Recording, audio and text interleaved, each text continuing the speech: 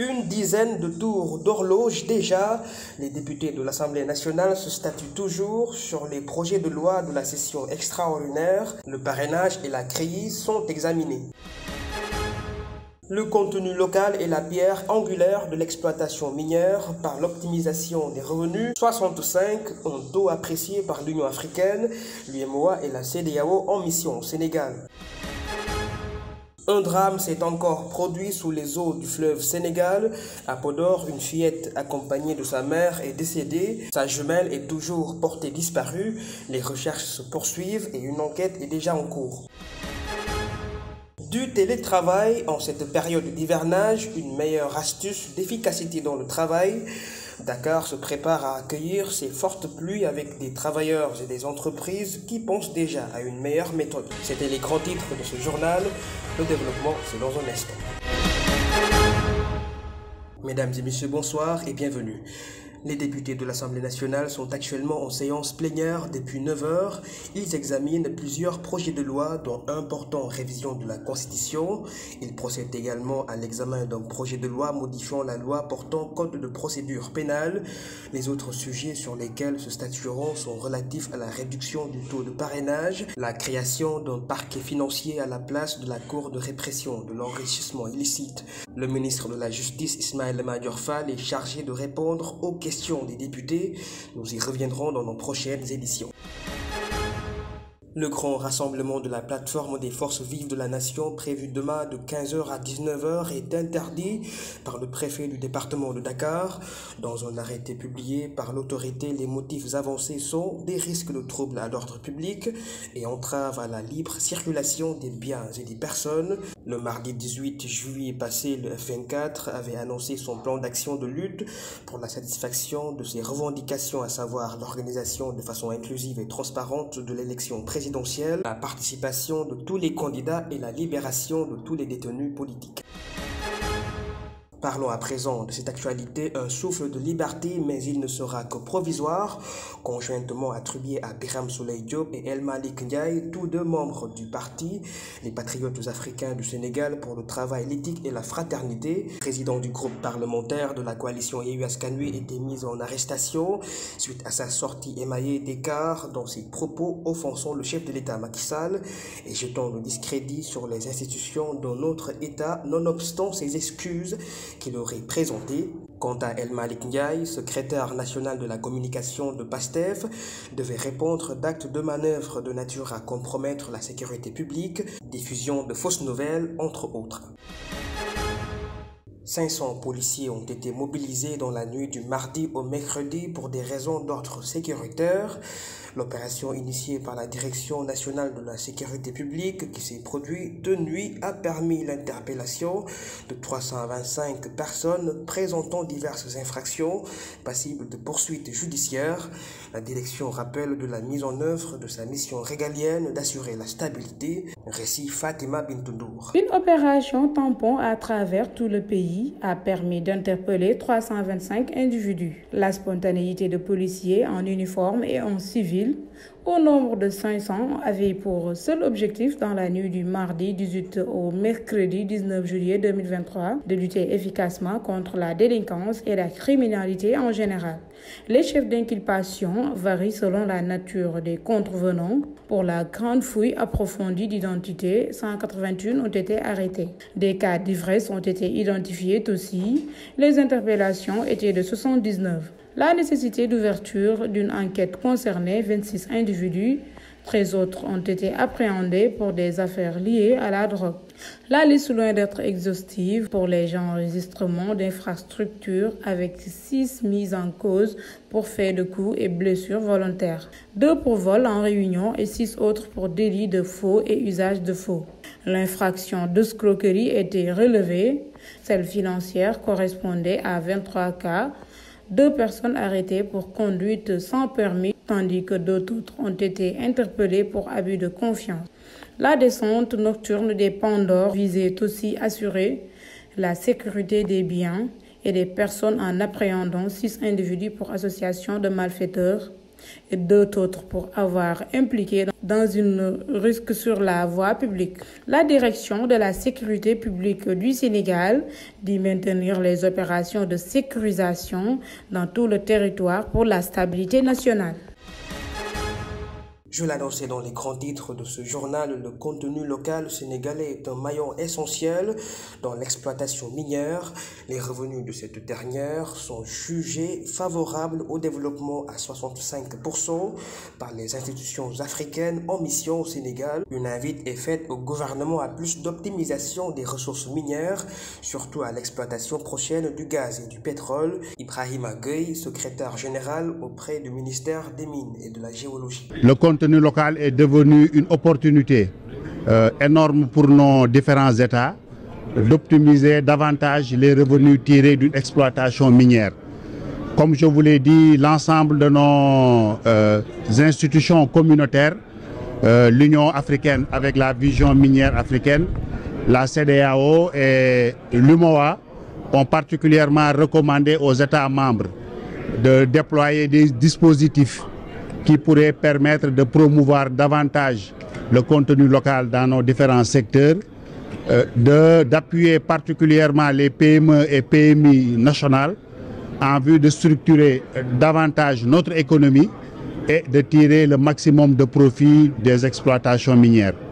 Nous sommes partis d'un postulat qui voudrait que dans une exploitation minière, si vous considérez les 100% des revenus, 65% des 100% sont dédiés au contenu local. Contenu local, c'est tout ce qui est salaire, rémunération, approvisionnement de biens et services.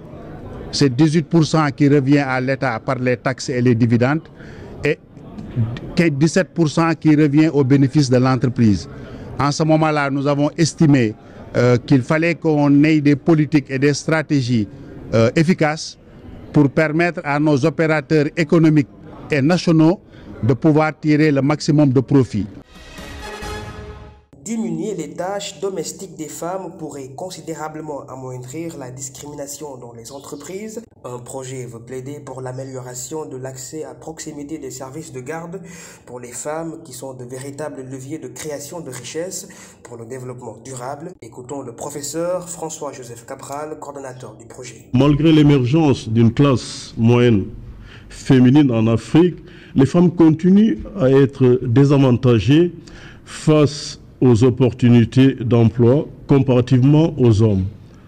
L'absence de services de garde d'enfants apparaît comme étant l'une des contraintes majeures auxquelles se heurtent les femmes sur le marché du travail.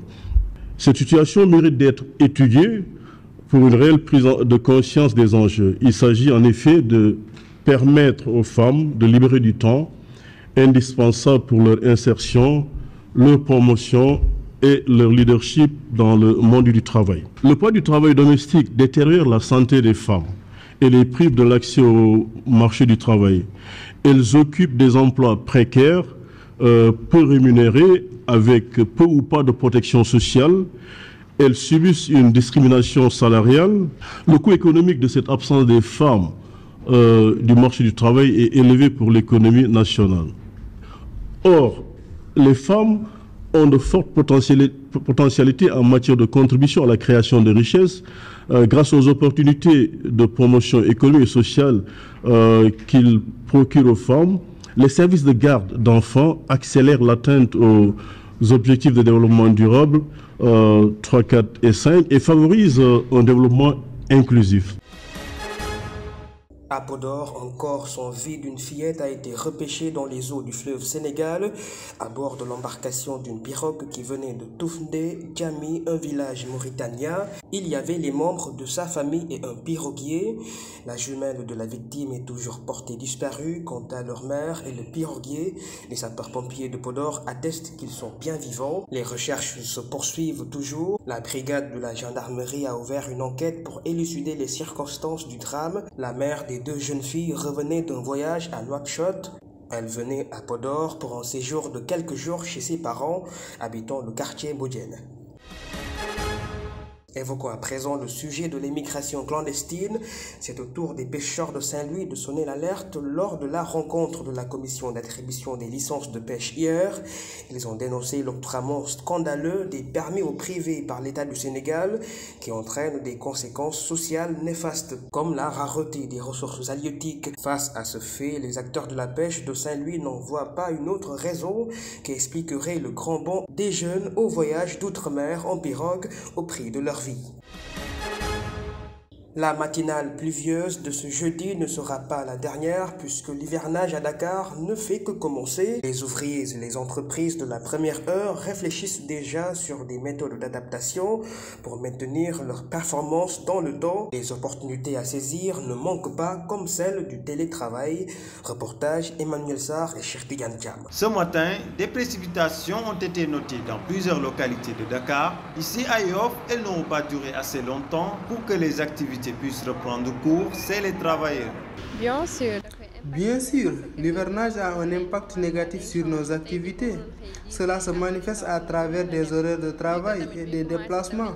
Parfois, on est obligé de ranger nos produits quand il pleut. Quand il pleut, nous ne recevons même pas de clients, car il est difficile de se déplacer. À Dakar, les inondations sont constantes, raison pour laquelle nos activités seront impactées. Cette matinale pluvieuse serait qu'une annonce des débuts de l'hivernage intense qui n'épargneront pas les entreprises sur leur fonctionnement. Non, pas pour le moment, il n'y a pas encore de changement d'horaire. La direction est en train de planifier avec le personnel pour qu'il n'y ait pas de problème, afin qu'on puisse pointer à l'heure et atteindre nos objectifs journaliers. Atteindre l'objectif dans la journée. Bien, c'est parce que il y aura probablement un changement d'horaire car les employés ne pourront pas venir en cas de forte pluie. Ils rejoignent les lieux et que lorsque la pluie arrête. Travailler en hivernage est une assimilation difficile, c'est beaucoup de travailleurs. Mais une astuce serait palliatif, la méthode du télétravail. Si, même en temps. C'est évident, on est habitué à faire du télétravail, même en temps normal. On va juste l'améliorer durant l'hivernage. Le travail et tout. Notre entreprise ne pourra pas adopter le télétravail ou les services en ligne, car nous faisons de la décoration et cela nécessite la présence du personnel sur les lieux. L'arrivée de l'hivernage au Sénégal suscitait toujours une inquiétude des entreprises. Les pluies plus ou moins diluviennes rendent parfois les déplacements difficiles. Des stratégies d'adaptation sont élaborées dans plusieurs entreprises pour réduire les pertes. Le télétravail est la méthode la plus adaptée les semaines à venir. Terminons ce journal avec la page sport. Un mois nous sépare de la 19e édition du championnat du monde d'athlétisme et toujours tout n'est pas au beau fixe pour le spécialiste du 400 mètres, l'athlète sénégalais Cheikh Tidiane Diouf. Il sollicite un appui des autorités étatiques qui est indicateur considérable pour boucler ses phases préparatoires de qualification. Cheikh Tidiane Diouf compte compléter par des titres qu'il souhaite escompter aux Jeux de la francophonie prévus en République démocratique du Congo du 28 juillet au 6 août 2023. L'athlète sénégalais qui évolue dans le haut niveau affirme de n'avoir aucune bourse olympique ni d'aide sociale qui risque d'impacter fortement sur la suite de sa carrière. Mais les motivations de l'athlète de 28 ans natif de Thiès n'ont jamais régressé. Arrivé dans les minima de 45 secondes pour se qualifier aux Jeux Olympiques de Paris en 2024 est son principal objectif pour battre son propre record de 45,48 réalisé au meeting de la Chaux de Fonds en Suisse le 2 juillet dernier. L'année 2023 a été pour lui une saison bien réussie avec de belles performances dans 5 autres meetings. Le pensionnaire de l'AS Douane a couru à 3 meetings en France. Le meeting international d'Annecy le 11 juin avec un résultat de 45,57. Le meeting national de Troyes le 1er juillet avec 45,76 et le meeting international de Sotteville le 7 juillet avec au compteur 45,94. Cheikh Tidiane Diouf a démarré l'athlétisme en 2018 avec 400 mètres sur un chrono personnel de 51 secondes. L'athlète sénégalais est soutenu depuis le début par son agent qui prend en charge tous ses billets et ses hébergements. Le championnat du monde d'athlétisme est prévu du 19 au 27 août 2023 prochain à Budapest en Hongrie. Une délégation de la Confédération africaine de football composée d'experts sont attendus ce jeudi à Dakar pour avancer sur les études de la candidature du Sénégal pour l'organisation prochaine de la Coupe d'Afrique des Nations prévue en 2027. La CAF avait procédé à la signature de tous les documents d'accord et de garantie conformément au cahier des charges de l'envoi en mission d'inspection. Au Sénégal, il sera question de faire l'état des lieux en matière d'infrastructures sportives relativement au stade et terrain d'entraînement, celles hôtelières, aéroportuaires et hospitalières. L'évaluation indépendante sera menée aussi par ces experts sur les différents sites des régions retenues pour accueillir la délégation de la CAF, ses invités et partenaires, les équipes et leurs délégations, ainsi que tous les officiels et acteurs impliqués dans l'organisation et la gestion des activités. La mission confiée à un cabinet privé PricewaterhouseCoopers se tiendra du 21 au 24 juillet 2023. C'est la fin de ce journal. Merci infiniment de l'avoir suivi. Je vous souhaite de passer une excellente soirée.